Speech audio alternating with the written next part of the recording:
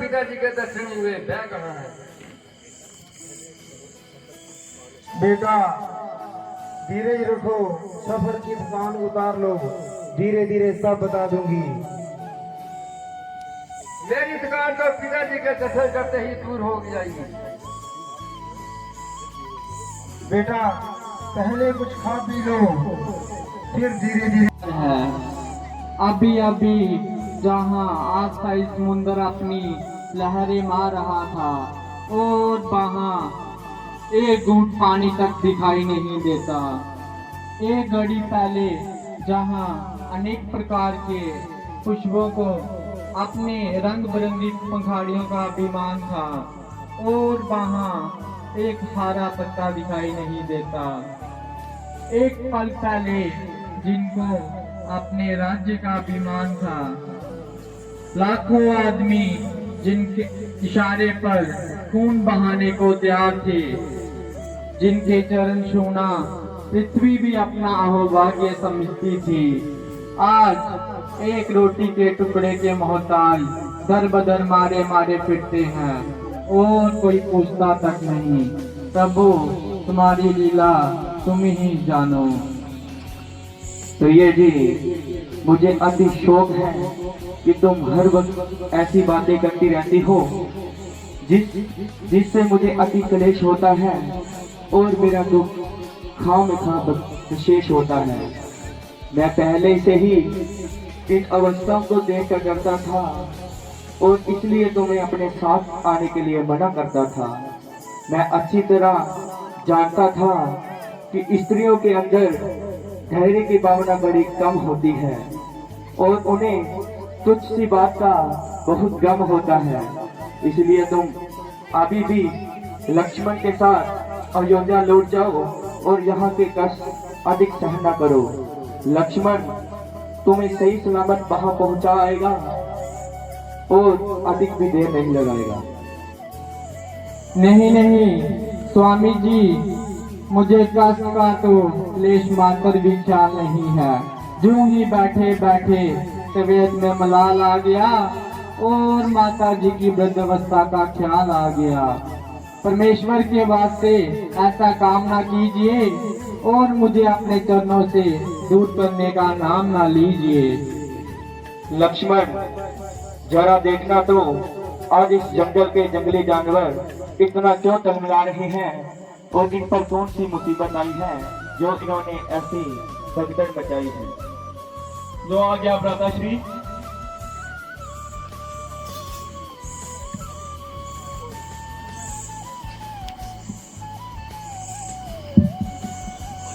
भ्राताश्री होशियार हो जाइए, सूर्यवंशी झंडा हवा में लहरा रहा है और पुरस्कार की रक्षा लिए इधर को आ रहा है। यदि भरत है तो किस बात का डर है? मालूम होता है उसकी तबीयत में अभी भी शर है। हमारा केवल ख्याल है। वह सर पर चढ़ा रहा है, इधर आपका ये हाल है। मुझे पूर्ण विश्वास है कि भरत यहाँ किसी बुरे इरादे से नहीं आया। तो इतनी सेना जख मारने के लिए लाया है? उसे यहाँ आ लेने दो। परमेश्वर के वास्ते इस भोलेपन को जा लेने दो। मगर मृत्यु के पहले तो बावले होना ठीक नहीं। आपकी अगर मगर अवश्य कुछ न कुछ गुण खिलाएगी और ना जाने हमें किन किन मुसीबतों का सामना कराएगी। आप अपना यह मस्तक लेके एक तरफ विश्राम कीजिए और परमेश्वर का नाम लीजिए। वैसे बेकर करके जंगलों की खाक छिलवाई, परंतु से हमारी यह जिंदगी भी रास न आई। खैर कोई बात नहीं, आए और अपनी वीरता के जोहर दिखाए। उसके लिए मेरा एक बाणी काफी है और अपनी मां तोड़ने के लिए एक तलवार ही काफी है। वह देखो, वह बेचारा तो अकेला ही भागा भागा आ रहा है।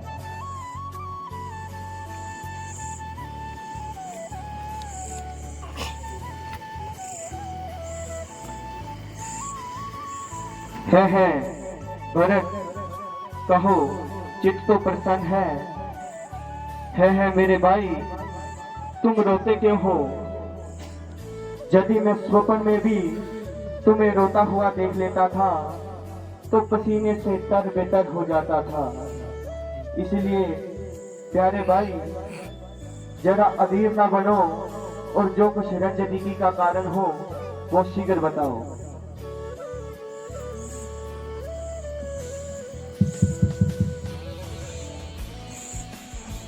अपराता परत देखता क्या हुई, मेरी निस्बत तुम्हें क्या भरम हो गया।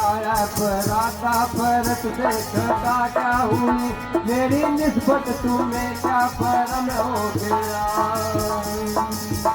इस राज का मुझको पता ही नहीं, अब बैठे कहीं तो करो मैं हूँ हैरान तुमको ये क्या हो गया। प्यारे भाई जरा तुम अकल को करो, मैं हूँ हैरान तुमको ये क्या हो गया। मैंने किसमें तुम्हारी शिकायत करी, किस तरह से तुम्हें तजुर्बा हो गया। मैंने किसमें तुम्हारी शिकायत करी, किस तरह से तुम्हें तजुर्बा हो गया। प्यारे भाई जरा तुम अकल तो करो, मैं हूँ हैरान तुमको ये क्या हो गया। प्यारे भाई जरा तुम अकल तो करो, मैं हूँ हैरान तुमको ये क्या हो गया। मेरी अपनी ही मानवता का दोष है, जो बुरा हो गया जा भला हो गया। मेरी अपनी ही मानवता का दोष है, जो बुरा हो गया जा भला हो गया। प्यारे भाई जरा तुम अकल तो करो, मैं हूँ हैरान तुमको ये क्या हो गया। प्यारे भाई जरा तुम अकल तो करो, मैं हूँ हैरान तुमको ये क्या हो गया। राज मैंने किया भी तो क्या बात है, राज तुमने किया भी तो क्या बात है। राज मैंने किया भी तो क्या बात है, राज तुमने किया भी तो क्या बात है। मुझे इस अवस्था में संतोष है, जो पिता का अर्ज था अदा हो गया। प्यारे भाई जरा तुम अकल तो करो, मैं हूँ हैरान तुमको ये क्या हो गया। प्यारे भाई जरा तुम अकल तो करो, मैं हूँ हैरान तुमको ये क्या हो गया।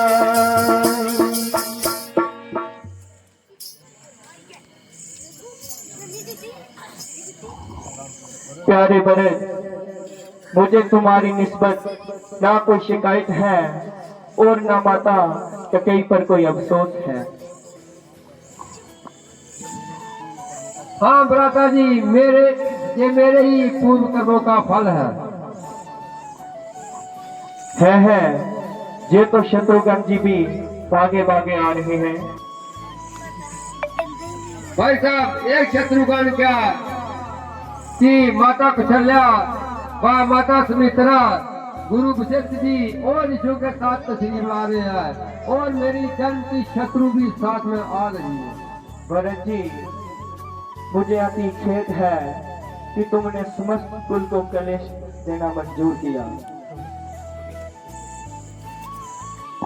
भ्राता जी प्रणाम।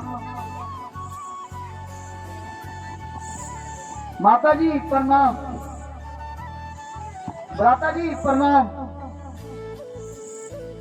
शत्रुघ्न जी, तुम कुटिया में अपनी भावक के पास आराम करो, मैं माताओं के स्वागत के लिए जाता हूँ। गुरु जी प्रणाम। माता जी प्रणाम। गुरु जी प्रणाम।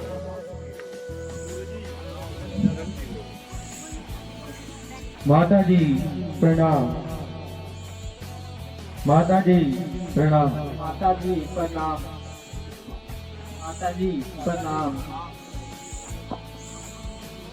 माता जी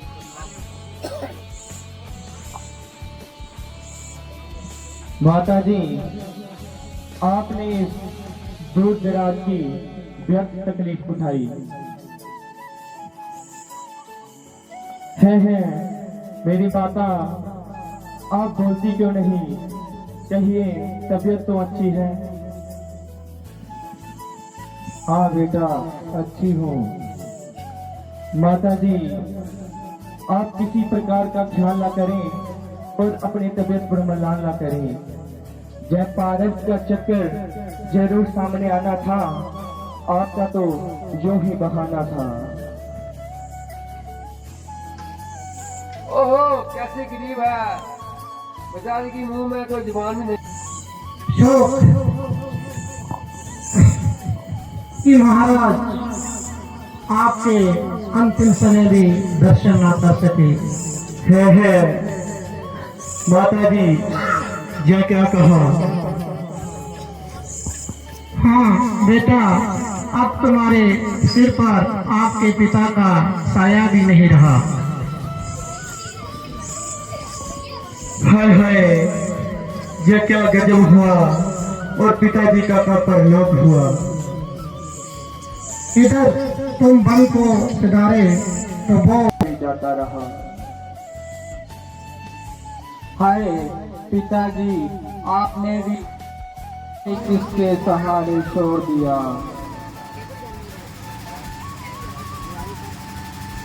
ऐ मौत तूने हमको दर दर रुला के मारा, घर से किया सबे घर, जंगल में आके मारा। ऐ मौत तूने हमको दर दर रुला के मारा, घर से किया सबे घर, जंगल में आके मारा। बन के फकीर हमने घर घर की खाकशानी, बन के फकीर हमने घर घर की खाकशानी। इस खाक में ही हमको आखिर मिला के मारा। ए मौत तूने हमको दर दर रुला के मारा, घर से किया सबे घर, जंगल में आके मारा। हाय अफसोस, गर्दिश हमारे पीछे क्यों पड़ी है और हमें बर्बाद करने पर क्यों आ रही है। घर से बेघर करके एक कोने में बैठा दिया और आप पिताजी का हाथ भी हमारे सर से उठा दिया।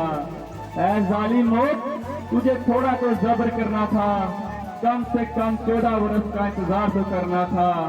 शायद तुझे भी इसी का इंतजार था और हमारे अंदर शायद तू भी इसी के इंतजार में थी और अंदर ही हमारे अंदर से हमारे मौत का सामान तैयार कर रही थी।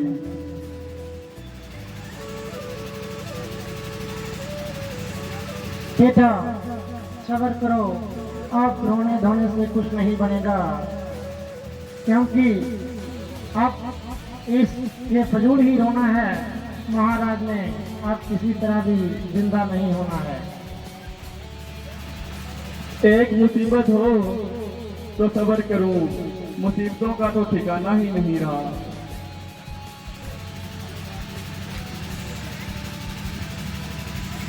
बेटा जो बात एक बीर जरूर होनी है, जो बना है वह जरूर टूटेगा, जो करा है वह जरूर फूटेगा। जो जमा है उतना मरना है, ये सबर हम सब ने एक दिन करना है।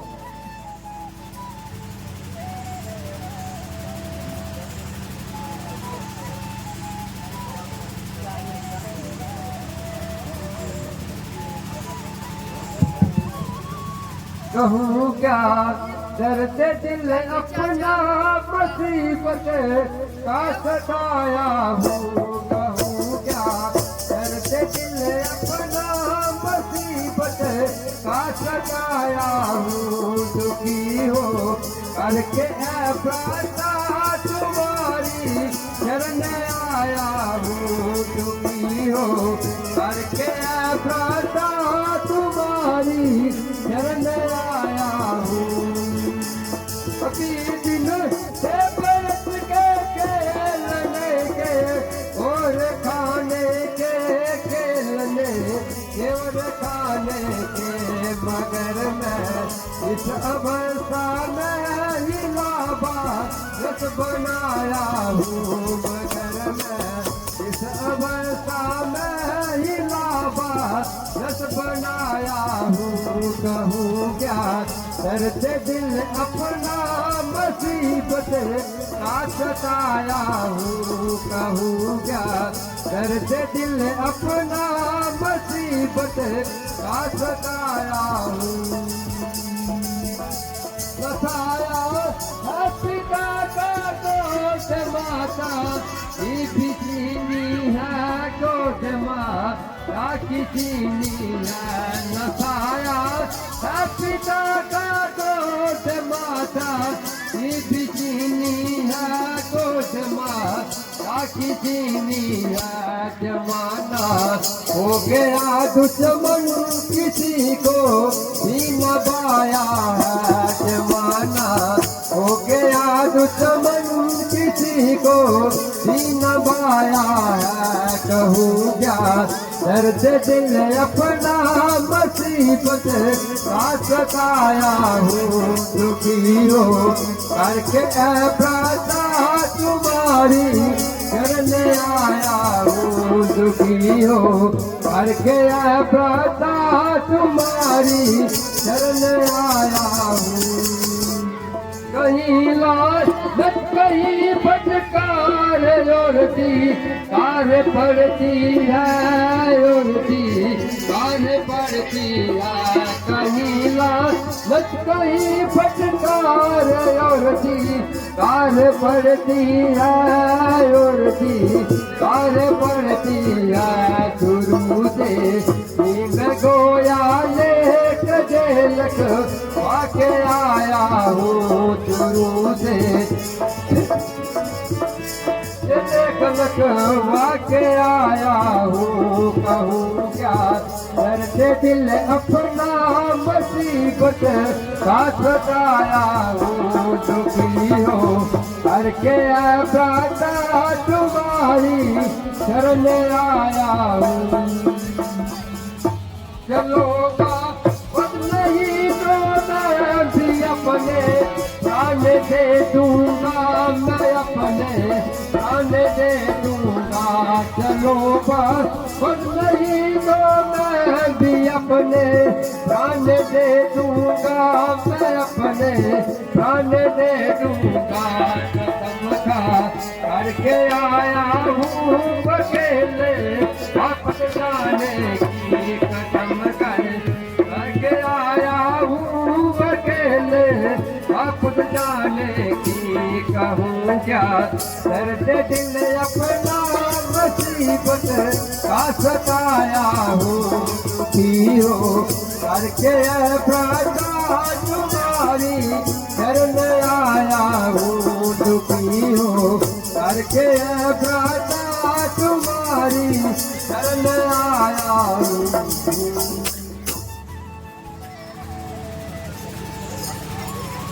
भ्राता जी, जो मैंने प्रार्थना करनी थी मैं कर चुका हूँ। आप अधिक न मुझको मारो, मैं तो पहले ही मर चुका हूँ। इधर सुख होगा वैसे ही खात्मा हो गया, और इधर आपका इतना कठोर आत्मा हो गया। पिताजी के मरते ही जो यही पालन पोषण करना था और यही हमदर्दी का दम भरना था। प्यारे भरत, तुम्हारा प्यार जो कुछ मेरे लिए है, मैं उसे अच्छी तरह जानता हूँ और बखूबी पहचानता हूँ। मगर धर्म शास्त्र के आज्ञा अनुसार जानता हूँ और बखूबी पहचानता हूँ। मगर धर्म शास्त्र की आज्ञा अनुसार मैं मजबूर हूँ और इसीलिए तुम्हारी आंखों से 14 वर्ष के लिए तुमसे दूर हूँ। यदि मैं ऐसा न करूँगा तो केवल मेरी आत्मा को ही कष्ट न होगा, बल्कि पिताजी का पुण्य प्रभाव हमारी बदौलत नष्ट होगा।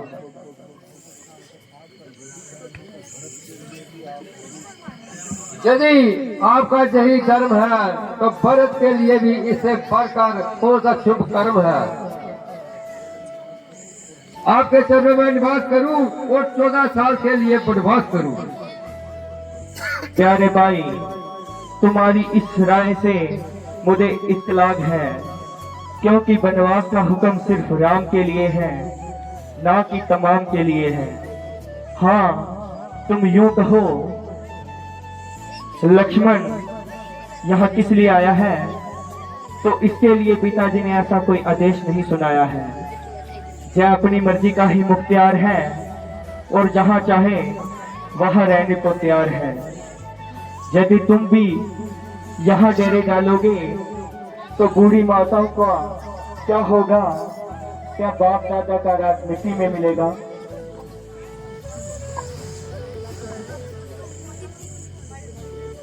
ओए चुप करो। प्यारे भरत, परमेश्वर की कृपा से हमारा खानदान बिल्कुल बेदाग रहा है और दुनिया में एक रोशन चिराग रहा है। बड़ी से बड़ी विपत्तियों में भी हमारे पूर्वजों ने बड़ी हिम्मत दिखाई है। महाराज अज, महाराज दलीप, महाराज भृगु हमारे खानदान के चमकते हुए सितारे थे और उन्होंने भी अपनी प्रतिज्ञा पालन करने में कौन कौन से कष्ट नहीं सहन किए थे। हमें भी अच्छा है कि हम इस चीज का पूरा ध्यान रखें और उनकी आबरू व शान का अच्छी तरह से ख्याल रखें।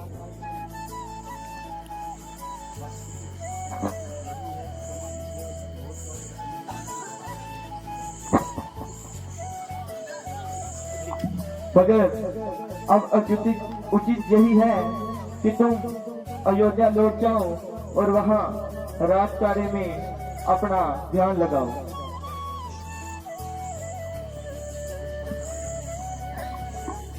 माता कुशल्या जी जो हुक्म दे वो तो इंसाफ है।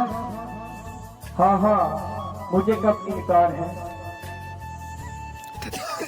माता जी आप हमारा इंसाफ कर दे और इस झगड़े को साफ कर दे। मेरे बच्चों, मेरी आंखों के तारों, उचित तो यही था कि आप अपने तौर पे ही ये फैसला कर लेते और मुझे भी इसमें भूमिका निभाने का अवसर ना देते। मेरी सम्मति, मेरा विचार, मेरा मन इसी बात को मानता है कि तुम अपने अपने धर्म का पालन करो, जिसके अनुसार राम 14 वर्ष के लिए वन में वनवास करे और भरत अयोध्या में राज करे।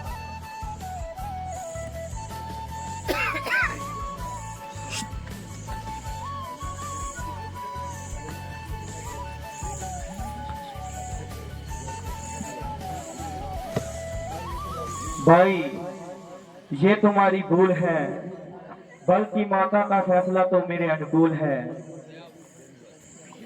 क्योंकि पिताजी की आज्ञा का पालन करना धर्म का पहला असूल है।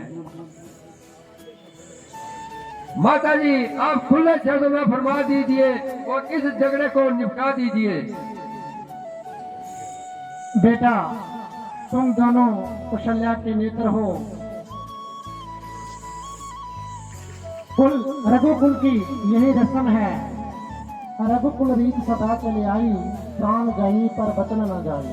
जब राम जो हैं ये वचन दे चुके हैं कि बिना 14 वर्ष का वनवास किए, ये वनवास पूरा किए, ये किसी भी नगरी में कदम नहीं रखेंगे और उसके इसी आप पिता की आज्ञा का पालन कीजिए और जिसके अनुसार आप अयोध्या में राज कीजिए और राम के लिए वनवास दीजिए। धर्म के मुकाबले में कौशल्या कभी भी झूठ नहीं बोलेगी और अपने आप को पाप के तराजू में कभी नहीं तोलेगी।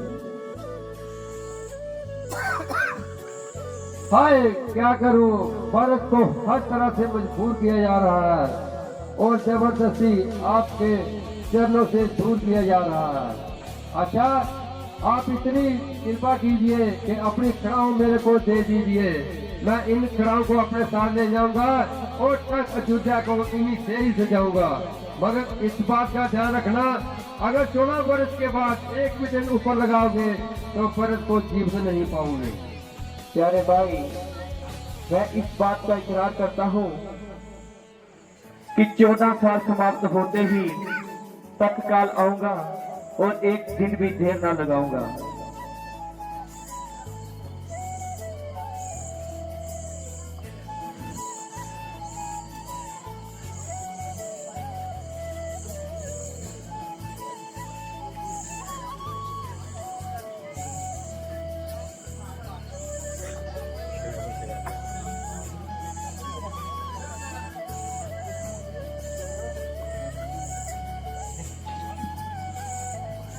भ्राता जी प्रणाम। आयुष्मान भव। माता जी आयुष्मान भव। प्रणाम।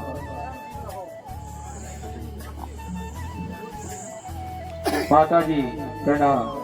माता जी प्रणाम। माता जी प्रणाम। गुरु जी प्रणाम।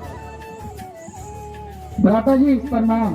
आयुष्मान माता जी प्रणाम। माता जी प्रणाम।